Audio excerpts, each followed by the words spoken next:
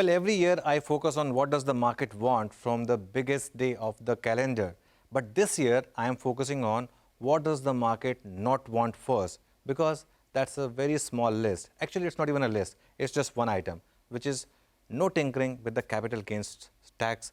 There's some chatter around raising short-term capital gains tax, and there's fear that the short-term capital gains tax will be at par with the marginal rate. Also, on the long-term capital gains tax, the market is okay with the holding period being raised from 1 year to 2 years or 3 years. That's okay. But changing the tax rate or taking it at par with the marginal rate is something which will be seen very negatively. And in fact, that will raise the FII exodus from our markets, which is something that we have seen over the last few days.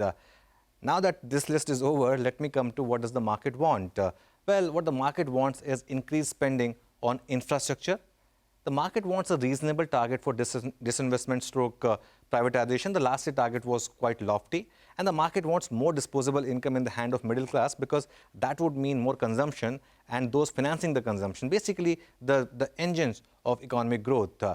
Also, I know it's tough to do, but no populism and stick to fiscal prudence. I know we're heading into big elections, but still, that's something that the market would want.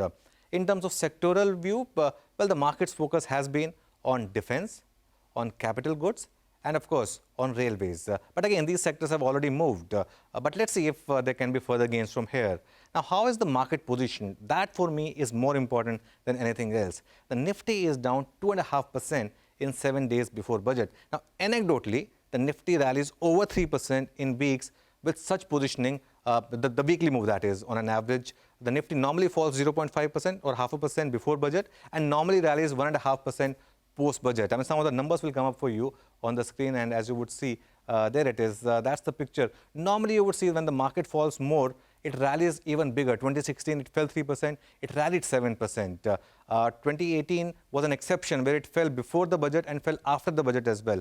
Otherwise, after that, you will see if the pre-positioning is already there, if the market rallies before budget, in that case, the market falls before budget. 2020 was the best example, which is the closest to what we are right now. In 2020, the Nifty fell 3.8% before the budget, but rallied 3.2% after the budget. My sense is with the kind of positioning that we have in the market, with the FII shorts and with the sentiment where it is, the bank Nifty where it is, you do not touch capital gains tax and see the markets fly.